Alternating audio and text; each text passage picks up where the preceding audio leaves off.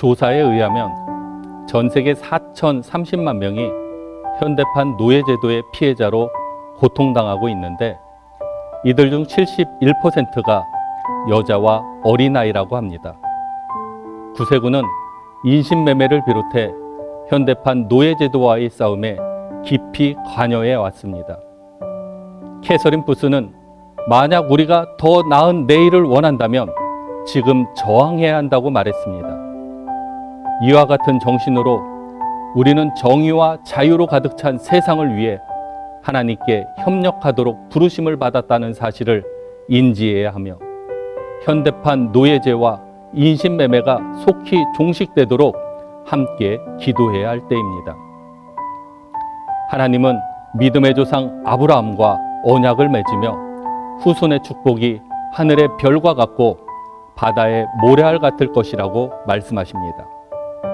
이러한 하나님의 구원 계획은 이삭, 야곱으로 이어지게 되지만 눈에 보이게 나타난 것들은 없었습니다. 그러나 하나님의 약속은 변함없이 어떠한 방법으로든 진행되고 있었는데 이제 그 장소가 애굽이라는 무대에서 펼쳐집니다. 유난히도 아버지의 사랑 속에서 자라났던 요셉이 형들의 미움을 받아 인신매매로 애굽에 팔려가지만 하나님의 은혜로 애굽의 총리가 됩니다.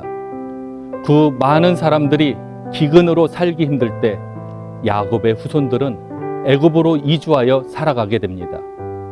그러나 이제부터 또 다른 문제가 시작됩니다.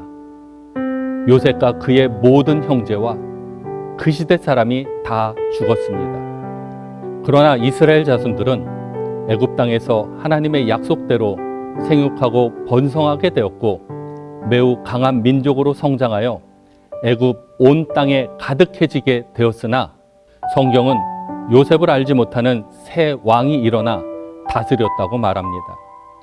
이스라엘 백성들의 숫자가 점점 많아지게 되자 애굽 사람들에게 정치적 부담과 사회 폭동 등 다양한 두려움이 찾아왔던 것입니다. 요셉을 알지 못하는 새로운 왕들의 출현으로 인해 이스라엘 백성들은 결국 노예로 전락하여 말할 수 없는 학대를 당하게 됩니다. 노예 제도는 한 사람이 다른 사람을 물건이나 소유물인 것처럼 통제하는 것입니다. 그러므로 노예가 된 사람들의 인권은 무시당하고 마치 물건처럼 취급당하게 되는 것이고 그들의 정체성과 선택 능력 또한 박탈당하여 삶의 모든 영역에 있어 자신의 생각이나 방법은 사라지게 되는 것입니다. 노예는 자신의 희망과 꿈을 가질 수 없습니다. 노예는 마음대로 사랑할 수 없으며 주인이 시키는 대로 그저 물건처럼 존재하며 살아가야만 합니다.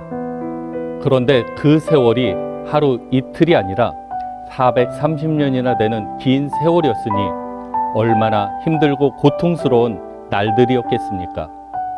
오랜 세월 동안 자존감 없이 노예로 살아온 이스라엘 백성들에게 더 이상 희망이 없고 그들을 구출해줄 지도자도 없었기에 그들이 이제 믿고 의지할 분은 하나님뿐이었습니다.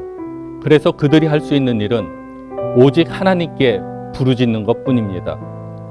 결국 하나님은 그들의 고통 소리를 들으셨고 아브라함과 맺은 언약을 기억하셨기에 이스라엘 자손을 돌보셨고 그들을 기억하셨다고 말씀하십니다. 이제 우리가 함께 현대판 노예제도 및 인신매매 문제에 대한 우리의 대응을 강화하는 것이 그 어느 때보다 중요한데 그 시작이 바로 기도입니다.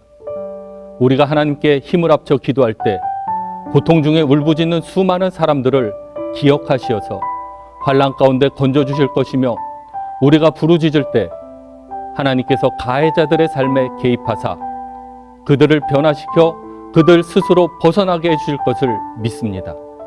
2023년 9월 24일 인신매매 피해자들을 위한 국제 기도일에 우리는 가장 강력한 대응 체계인 기도로 함께하며 부르짖었습니다.